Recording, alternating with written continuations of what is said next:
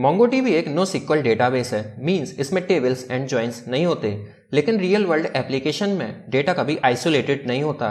Users होते हैं, users के पोस्ट होते हैं, यूजर्स की कंपनीज भी होती हैं, सब एक दूसरे से कनेक्टेड रहता है। तो फिर MongoDB रिलेशंस को कैसे हैंडल करता है? इसी का जवाब है Mongoose रिलेशनशिप, और उन्हें बेटर तरीके से फैच करने के लिए होता है पॉपुलेट। पॉपुलेट हमें अलाउ करता है सिर्फ ऑब्जेक्ट आईडी ही नहीं बल्कि पूरा डॉक्यूमेंट डायरेक्टली फैच करने का, जैसे पोस्ट के साथ उनके रिलेटेड यूजर्स और यूजर के साथ उनकी कंपनीज, सब कुछ एक ही क्वेरी में। इस वीडियो में हम समझेंगे MongoDB में रेफरेंस का कॉन्सेप्ट, Mongoose स्कीमा में कैसे हम रिलेशनशिप्स डिफाइन करते हैं, और पॉपुलेट का यूज करके कैसे हम रिलेटेड डॉक्यूमेंट्स सेम क्वेरी में फैच करते हैं, वो भी रियल वर्ल्ड एग्जांपल्स के साथ। अगर ये टॉपिक क्लियर हो गया तो आप रिलेशनल बैकएंड डिजाइन कर पाओगे, वो भी प्रोडक्शन स्टाइल। तो हेलो गाइस, मेरा नाम है लोकेंद्र, आप देख रहे हैं लोकी अनलॉक्ड, जहां हम अनलॉक करेंगे आपकी ट्रू पोटेंशियल को। चलिए चलते हैं कंप्यूटर स्क्रीन पर और शुरू करते हैं।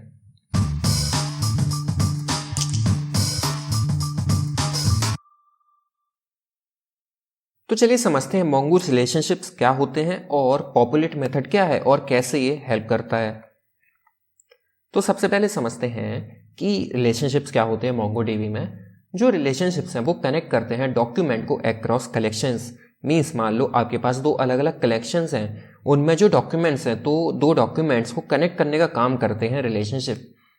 जो रिलेशनशिप के कुछ कॉमन पैटर्न्स हैं, जैसे कि one two one relationship, one two many या फिर मैनी टू मैनी। अगर मैं तीनों के आपको एग्जाम्पल बताऊं तो ऐसे समझिए कि मान लो आपके पास दो कलेक्शंस हैं, एक यूज़र कलेक्शन है और एक प्रोफाइल कलेक्शन है। तो किसी एक सिंगल यूज़र का कोई एक सिंगल प्रोफाइल ही तो होगी, ऐसा तो नहीं है कि एक यूज़र की एक से ज़्यादा प्रोफाइल हो जाए। तो ये होता है एक वन टू वन रिलेशनशिप। अब ऐसे ही अगर मैं वन टू मैनी का एग्जाम्पल बताऊं तो वन टू मैनी का एग्जाम्पल आप ऐसे समझ सकते हैं कि अगेन आपके पास दो कलेक्शंस हैं, एक कलेक्शन तो है यूजर का और दूसरा कलेक्शन है पोस्ट का। तो एक यूजर एक से ज्यादा पोस्ट कर सकता है, लेकिन एक पोस्ट एक से ज्यादा यूजर के द्वारा नहीं की जा सकती। जैसे अगर आप फेसबुक का एग्जाम्पल लें तो फेसबुक में जब हम पोस्ट करते हैं तो हम जो यूज़र हैं जो लॉगिन करते हैं अपनी आईडी को, तो उस आईडी के द्वारा हम एक से ज़्यादा पोस्ट कर सकते हैं, लेकिन एक पोस्ट एक से ज़्यादा यूज़र के द्वारा नहीं की जा सकती ना। तो यही होता है वन टू मैनी रिलेशनशिप। उसके बाद अगर हम मैनी टू मैनी का एग्जाम्पल लें तो आप ऐसे समझिए कि कोई एक स्कूल है, हमारे पास एक कुछ स्कूल के कलेक्शंस बने हुए हैं। जैसे मान लो कि एक स्टूडेंट कलेक्शन है और एक है सब्जेक्ट कलेक्शन। अब एक सब्जेक्ट एक से ज़्यादा स्टूडेंट के द्वारा पढ़ा जाता है और एक स्टूडेंट एक से ज़्यादा सब्जेक्ट भी पढ़ता है। तो यहाँ पर हुआ मैनी टू मैनी रिलेशनशिप, क्योंकि एक सब्जेक्ट को क्या हो रहा, फिर से अच्छे से समझिए कि एक सब्जेक्ट एक से ज़्यादा स्टूडेंट के द्वारा पढ़ा जा रहा है और एक स्टूडेंट एक से ज़्यादा सब्जेक्ट भी पढ़ रहा है। तो यहाँ पर दोनों साइड मैनी टू मैनी हुआ। इसीलिए तो उम्मीद है तीनों जो पैटर्न्स है वो आपको समझ आए होंगे। जो MongoDB है वो यूज़ करता है ऑब्जेक्ट आईडी, जो कि MongoDB ऑटोमेटिकली जनरेट करता है। ये जॉइंस को यूज़ नहीं करता। अगर आप लोगों ने SQL डेटाबेसेस के बारे में पढ़ा होगा तो उसमें हम टेबल्स के बीच में जॉइंस लगाते हैं, लेकिन जो MongoDB है वो ऑब्जेक्ट आईडी का यूज़ करता है। अब समझते हैं कि why do we need relationships. हमें रिलेशनशिप्स की ज़रूरत क्यों पड़ती है?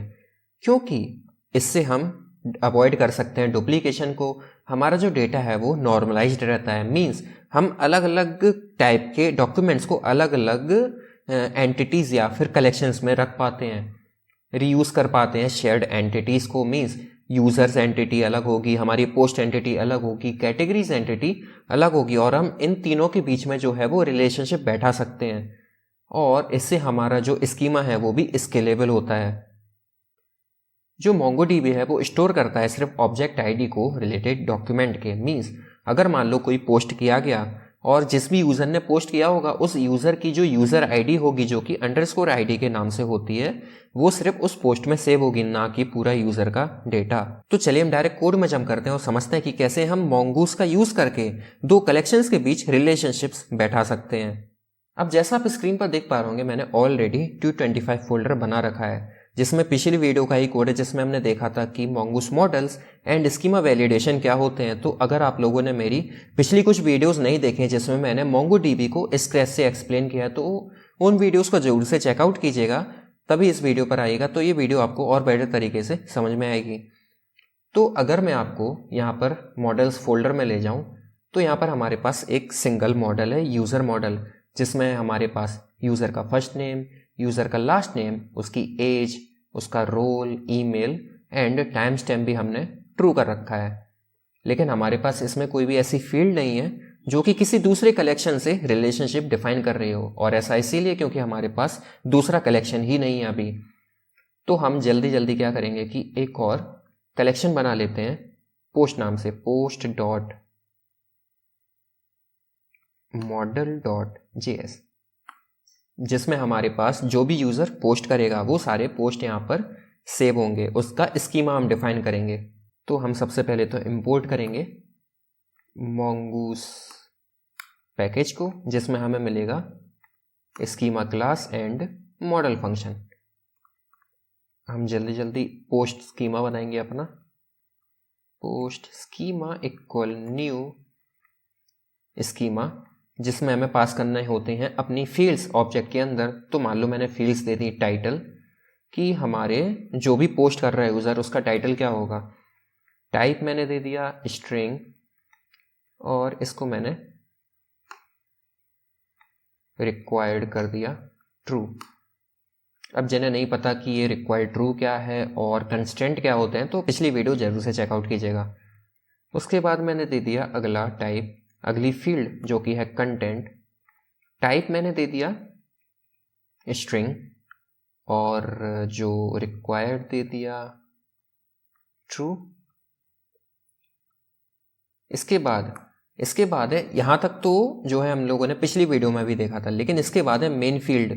तो यहाँ पर हम देंगे एक यूज़र फील्ड जिसमें हमारी यूज़र आईडी सेव होगी। इसका जो टाइप होगा, जो हमने यहाँ से स्कीमा क्लास को इंपोर्ट किया है, हम यहाँ पर लिखेंगे स्कीमा। इस स्कीमा क्लास के अंदर हमारे पास होता है एक टाइप्स क्लास एक और इस टाइप्स क्लास के अंदर हमारे पास होती है ऑब्जेक्ट आईडी। यही ऑब्जेक्ट आईडी जो आप देख रहे हैं, यही ऑब्जेक्ट आईडी सेव होगी। मीन्स जो भी आईडी सेव होगी वो ऑब्जेक्ट आईडी के टाइप की होगी, जो कि हमें मिलती है स्कीमा टाइप्स और ऑब्जेक्ट आईडी से। इसके बाद हमें यहाँ पर पास करना होता है रेफ, कि जो हमारा ये आईडी सेव हो रही है, जो आईडी सेव होगी है उसका जो रेफरेंस है वो किसका होगा। तो अगर आप यहाँ पर यूज़र मॉडल में जाएंगे तो हमने मॉडल फंक्शन का यूज़ करके जो भी यहाँ पर स्ट्रिंग पास की होगी, सिंपली आप उसको कॉपी करेंगे और यहाँ पर उसको पेस्ट कर देंगे। यहाँ पर क्या किया कि जो हमने यूज़र मॉडल में जो भी स्ट्रिंग पास की थी हमारे मॉडल क्रिएट करते टाइम, वही स्ट्रिंग हमें यहाँ से कॉपी करके हमें अपने रेफ में सेव कर देनी है, पेस्ट कर देनी है।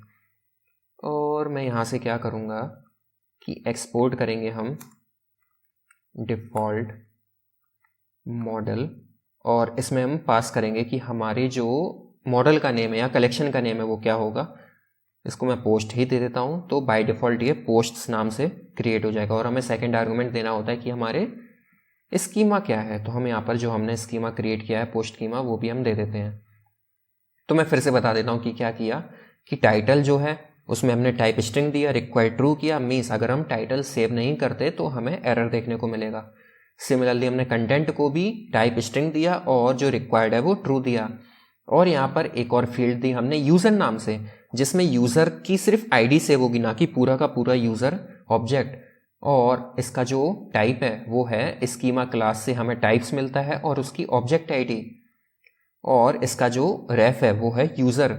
इसको मैं सेव करूँगा और यहाँ पर हम जो कंट्रोलर्स हैं उसमें हम एक और कंट्रोलर क्रिएट करेंगे, simply post dot controllers dot JS नाम से। और इसमें हम इंपोर्ट करेंगे जो हमने अभी ये पोस्ट मॉडल क्रिएट किया है। तो हमें ये देखने को मिलेगा मॉडल के अंदर, और इसके अंदर हमारे पास पोस्ट मॉडल डॉट जेएस। और यहाँ पर मैं लिख लेता हूँ पोस्ट मॉडल। और यहाँ से मैं जल्दी अब एक दो यहाँ पर मैं कंट्रोलर क्रिएट करूँगा। तो सबसे पहले हम क्रिएट करेंगे अपना गेट कंट्रोलर, या फिर सबसे पहले हम पोस्ट कंट्रोलर, जिससे हम क्रिएट करेंगे अपने पोस्ट को। तो एक्सपोर्ट फंक्शन क्रिएट पोस्ट, इसमें हमें मिलेगा रिक्वेस्ट रिस्पॉन्स और ये एसिंक भी होगा। यहाँ पर हम लगाएंगे ट्राई कैच, और जैसे ही अगर हमारे पास कोई एरर आता है तो हम सिंपली एरर को सेंड कर देंगे response dot status 404 dot send error dot message. और अगर एरर डॉट मैसेज नहीं आता है तो हम सेंड कर देंगे कि सम एरर अकर्ड। उसके बाद हमने ये जो पोस्ट मॉडल यहाँ से लिया है, तो हम सबसे पहले तो डिस्ट्रक्चर करेंगे कि हमारे पास जो जो भी चीज़ें आएंगी। मान लो हम यहाँ से लेते हैं हमारा जो यूज़र क्या है, उसके बाद हमें और क्या लेना था, हमारे पास था टाइटल और कंटेंट, टाइटल एंड कंटेंट, जो कि हमें देखने को मिलेगा रिक्वेस्ट डॉट बॉडी से, बॉडी नहीं बॉडी, ये क्या लिख दिया मैंने, रिक्वेस्ट।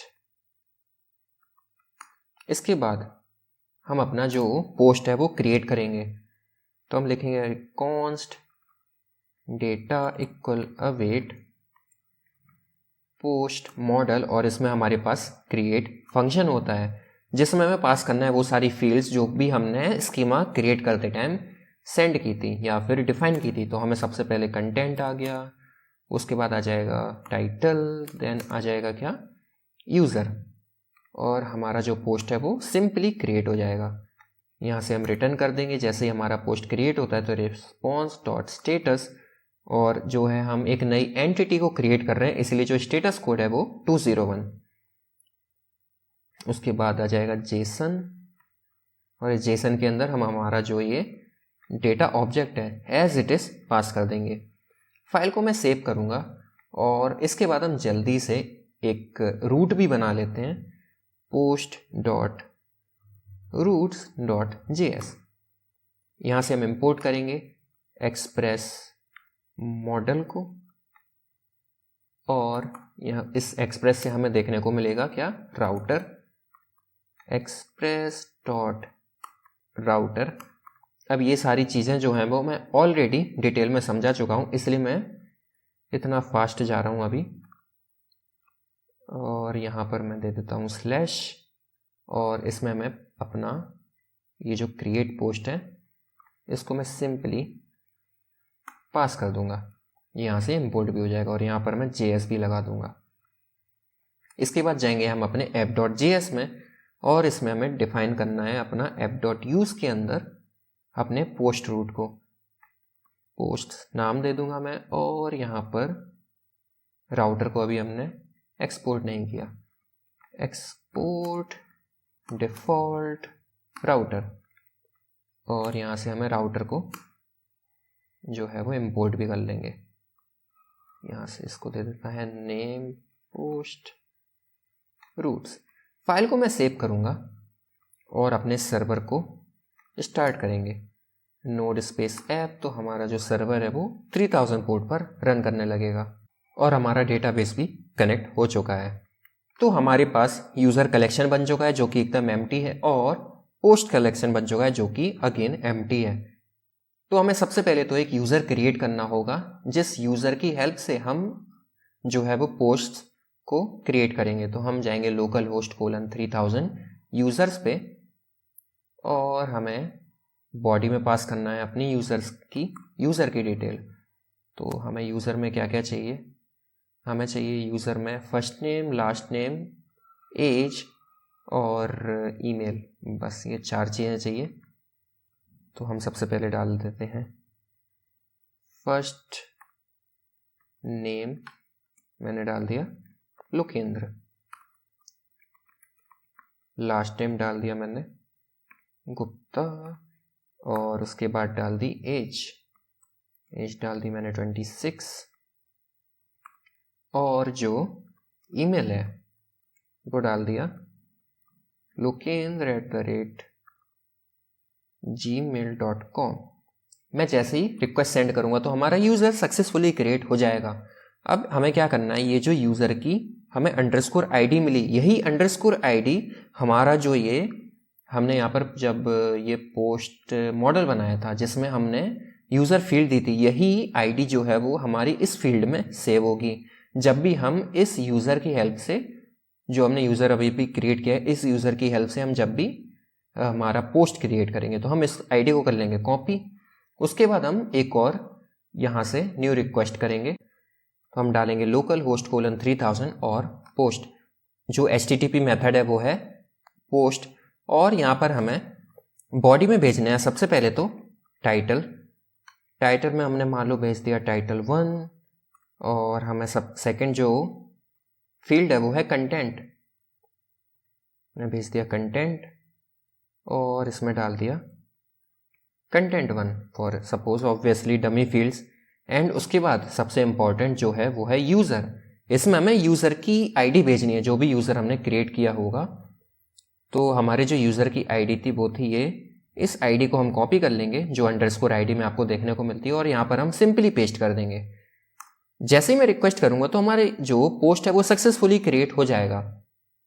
इसके बाद हम अपना एक गेट रूट भी बनाते हैं जिससे हम अपने सारे पोस्ट को गेट कर सकें, और उससे भी पहले हम एक काम करते हैं, हम एक दो पोस्ट और बना लेते हैं। मान लो हमने टाइटल 1 एंड कंटेंट 2 के साथ एक और पोस्ट क्रिएट किया, तो हमारा सेकंड पोस्ट भी जो सक्सेसफुली क्रिएट हो गया। अब हम क्या करेंगे, जो हमारा पोस्ट कंट्रोलर था उसमें जाएंगे और फटाफट में एक और कंट्रोलर बनाऊंगा जिससे हमारे जो सारे पोस्ट्स हैं उनको हम फैच करके ला सकें।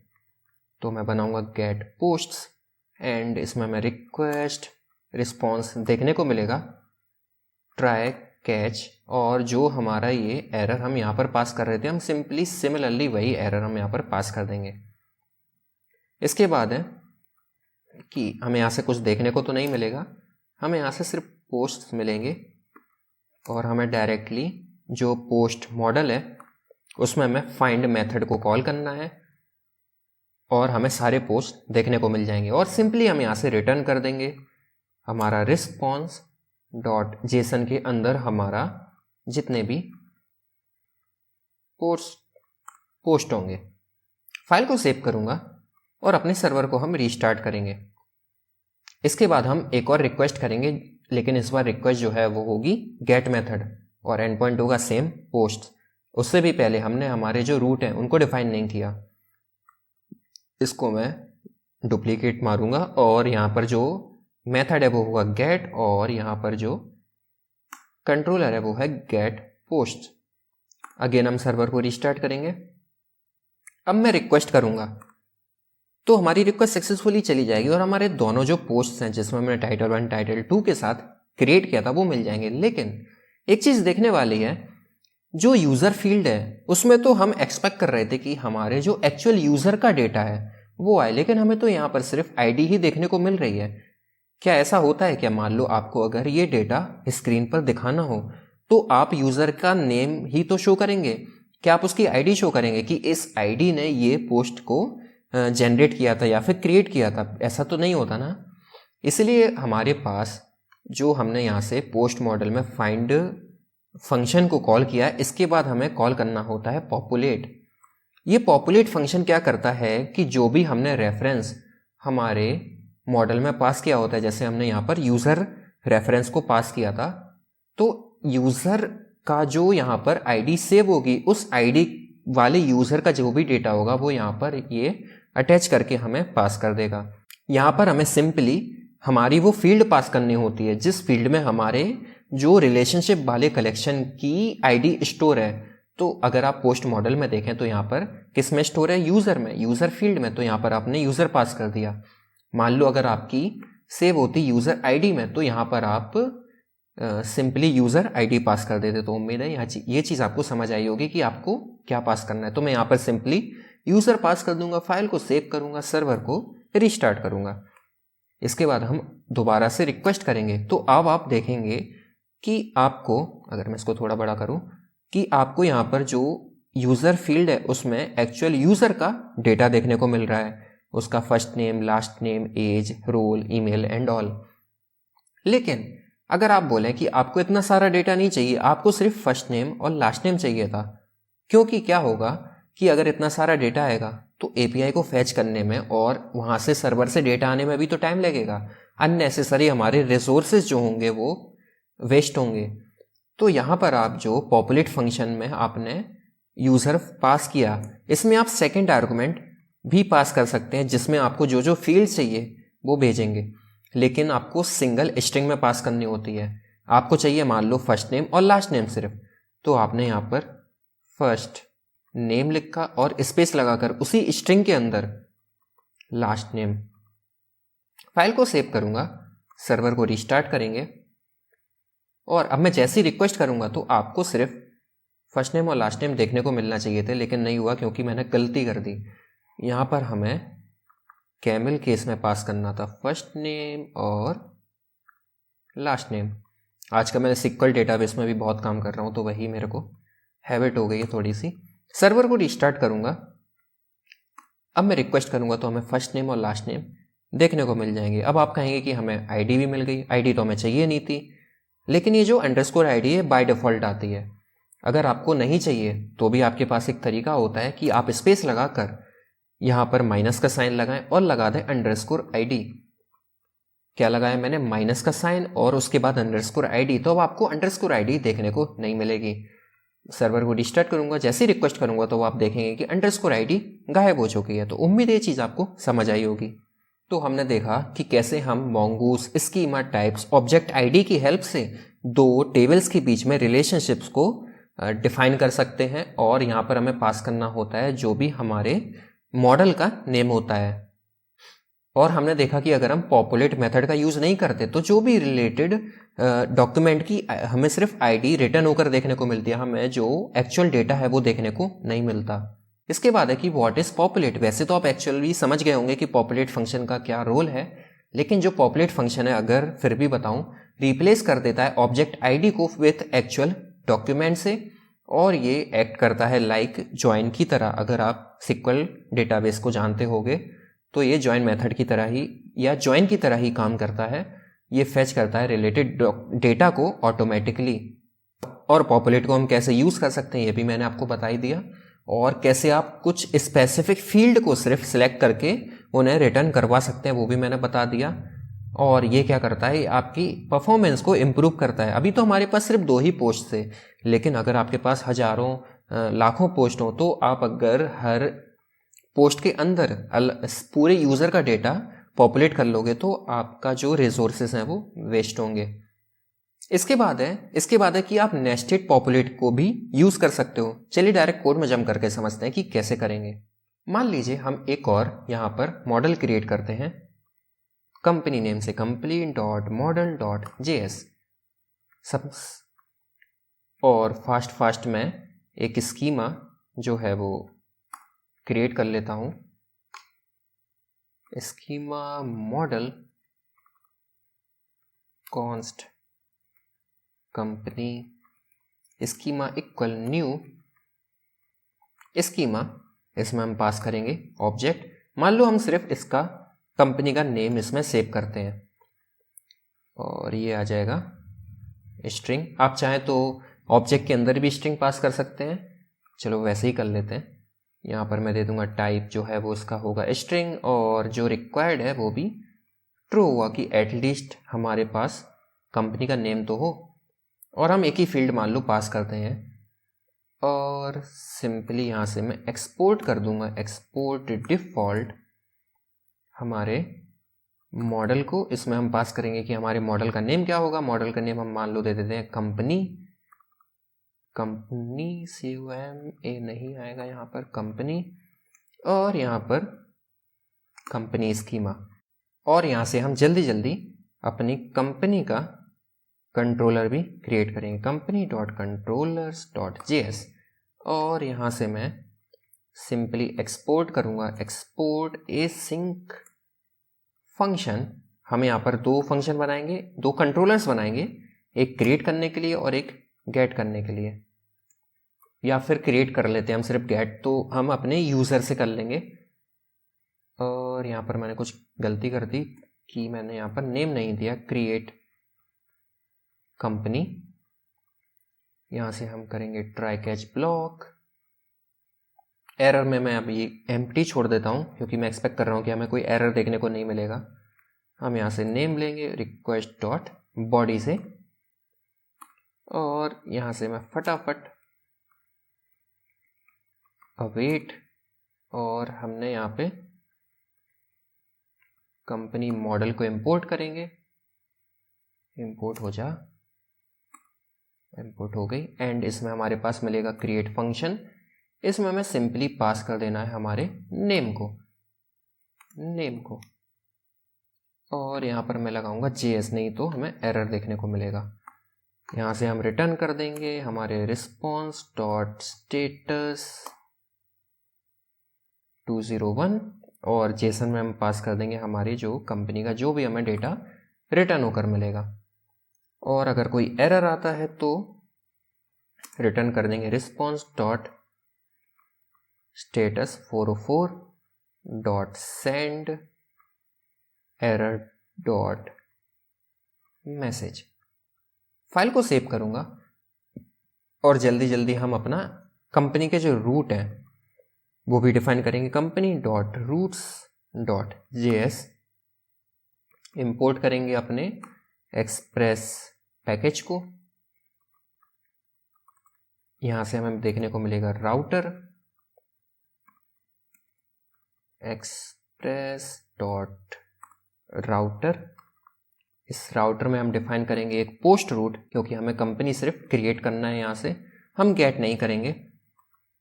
और जो हमने क्रिएट कंपनी फंक्शन बना रखा है उसको मैं इंपोर्ट कर लूँगा। यहाँ से एक्सपोर्ट कर दूंगा डिफ़ॉल्ट राउटर, और यहाँ पर हम लगा लेंगे बाद में JS। उसके बाद हम अपने जो app.js है उसमें हम अपने रूट्स को रजिस्टर कर देंगे। सिंपली यहाँ पर आ जाएगा कंपनीज, और यहाँ पर राउटर हम इंपोर्ट कर लेंगे। राउटर का नेम भी मैं थोड़ा ठीक कर दूंगा, कंपनीज राउटर रूट्स। फाइल को मैं सेव करूंगा और अपने सर्वर को करूंगा रीस्टार्ट, तो हमारा जो सर्वर अगेन चलने लगेगा। अब मैं जल्दी जल्दी तो एक कंपनी बनाता हूँ पहले, उसके बाद आगे का काम करेंगे हम। तो हम लोकल होस्ट 3000 पर जाएंगे और हमारा जो एंड पॉइंट है वो है कंपनीज, और हमें यहाँ पर पोस्ट रिक्वेस्ट करनी है। बॉडी में हमें पास करना है सिर्फ नेम। मान लो हमने कंपनी का नाम दे दिया SBI, क्रिएट हो गई कंपनी। वैसे तो ये बैंक का नेम है बट फर्क नहीं पड़ता अभी के लिए। इसके बाद हमारा ये जो यूजर मॉडल है इसमें हम अपनी जो कंपनी है उसको भी डिफाइन करेंगे। हम यहाँ पर लिखेंगे कंपनी, जो कि किस टाइप की होगी। अगर आप लोगों को याद हो तो हमें जो स्कीमा क्लास है उसमें से हमें देखने को मिलता है टाइप्स, और उसके अंदर से हमें देखने को मिलती है ऑब्जेक्ट आईडी। तो जो आईडी है वो इस टाइप की होगी। और जो रेफ है, रेफ में हमें पास करना है हमारे जो कंपनी के मॉडल का नेम है। तो हमने कंपनी जब क्रिएट की तो उसके जो मॉडल में क्या नेम पास किया था वो था ये कंपनी, तो हम सिंपली यहाँ पर पास कर देंगे। इस फाइल को मैं सेव करूंगा, सर्वर को मैं रीस्टार्ट करूंगा, और हम अपना फटाफट एक यूज़र क्रिएट करेंगे जिसमें एक कंपनी भी होगी और जिसकी आईडी होगी क्या, जो हमने अभी अभी जनरेट की थी, जो कि है ये। इसको मैं कॉपी करूंगा और यहाँ से जो हम यूज़र क्रिएट करेंगे, कहाँ गया, ये रहा। मान लो हमने क्रिएट किया हर्षित, और उसके बाद हमने कर दिया सोनी, और देन हम यहाँ पर कंपनी, और कंपनी में हमें ये आईडी पास कर देनी है सिंपली। लेकिन उससे भी पहले हमें कंट्रोलर भी चेंज करना पड़ेगा थोड़ा सा, शायद नहीं करना पड़ेगा। जैसे ही रिक्वेस्ट सेंड करूँगा तो हमें एरर देखने को मिलेगा कि हमारा एक्चुअली जो ईमेल आईडी है वो डुप्लीकेट नहीं हो सकती। तो हमारा यूज़र सक्सेसफुली क्रिएट हो जाएगा। हमें कंपनी में जो भी आईडी हमने पास की थी वो सेव हो जाएगी। लेकिन अगर हम यहाँ से जाएं, जो हमारे पोस्ट रूट थे उसमें हम एक पोस्ट को क्रिएट करेंगे।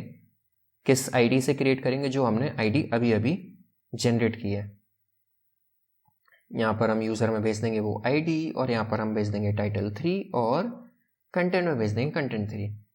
मैं रिक्वेस्ट सेंड करूँगा, हमारा जो पोस्ट है वो सक्सेसफुली क्रिएट हो जाएगा। और हम जैसे ही लेकिन गेट करेंगे तो अगर आप ध्यान देंगे, यहाँ पर इसको मैं थोड़ा सा बड़ा करूँगा, तो हमें सिर्फ फर्स्ट नेम और लास्ट नेम ही देखने को मिल रहे हैं, क्योंकि हमने पॉपुलेट में फर्स्ट नेम और लास्ट नेम ही लिए थे। तो हमें थोड़ा सा अगेन चेंज करना होगा। जो हमारा पोस्ट कंट्रोलर है उसमें हमने मान लो पास कर दिया यहाँ पर कंपनी को भी।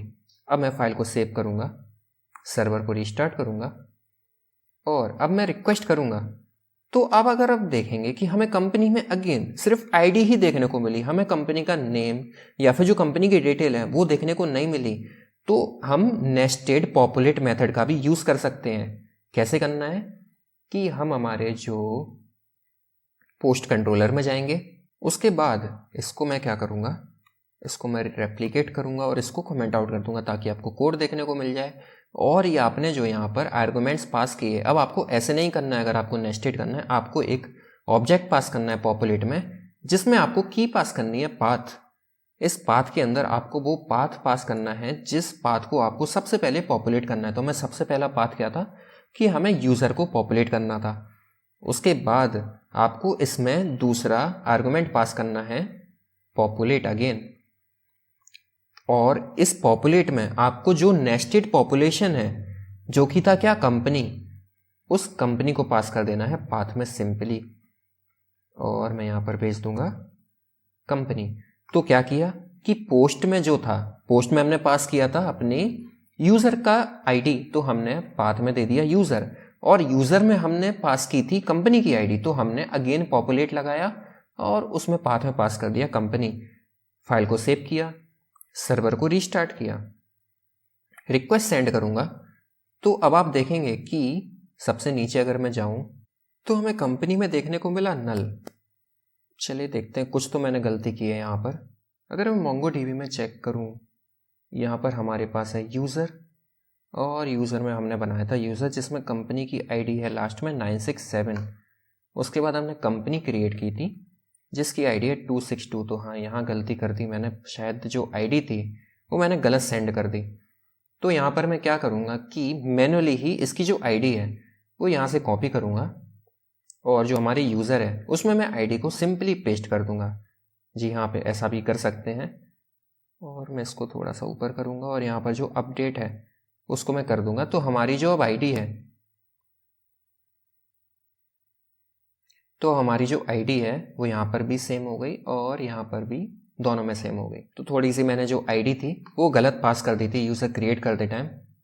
लेकिन अब अगर मैं रिक्वेस्ट सेंड करूँगा तो क्या होगा कि हमारे जो देखेंगे कि कंपनी में जो एक्चुअल कंपनी का डेटा था वो आपको देखने को मिल जाएगा। तो उम्मीद है ये चीज़ आपको समझ आई होगी। तो हमने देखा कि कैसे हम नेस्टेड पॉपुलेट का यूज़ कर सकते हैं। उसके बाद वन टू मैनी रिलेशनशिप तो मैंने आपको बता ही दिया, और पॉपुलेट कैसे करना है आपको वो भी मैंने आपको बता ही दिया। तो कुछ परफॉर्मेंस टिप्स कि आपको ओवर पॉपुलेटिंग भी नहीं करना है, कि आपने क्या किया कि जहाँ देखो वहाँ हर जगह सिर्फ पॉपुलेट का यूज़ किया, इससे परफॉर्मेंस में इशू आते हैं। कुछ भी हमें हमेशा सब चीज़ पॉपुलेट नहीं करनी चाहिए, जो भी रिक्वायर्ड फील्ड्स हैं उसको हमें पॉपुलेट करना चाहिए। तो हमने देखा कि जो MongoDB है वो यूज़ करता है object ID as a reference, populate method fetch करता है रिलेटेड डॉक्यूमेंट्स को, और ये जॉइन की तरह ही काम करता है, सपोर्ट करता है नेस्टेड एंड एरे रिलेशनशिप्स भी, और ये पावरफुल है, बट इसको हमें केयरफुली भी यूज़ करना चाहिए। तो ये था Mongoose रिलेशनशिप एंड पॉपुलेट के बारे में एक ब्रीफ एक्सप्लेनेशन। अगले वीडियो में हम MongoDB में ट्रांजैक्शंस के बारे में पढ़ेंगे। अगर वीडियो पसंद आई हो तो लाइक करें, नए हो तो सब्सक्राइब करें चैनल को, और बेल आइकन को दबाना मत भूलिएगा।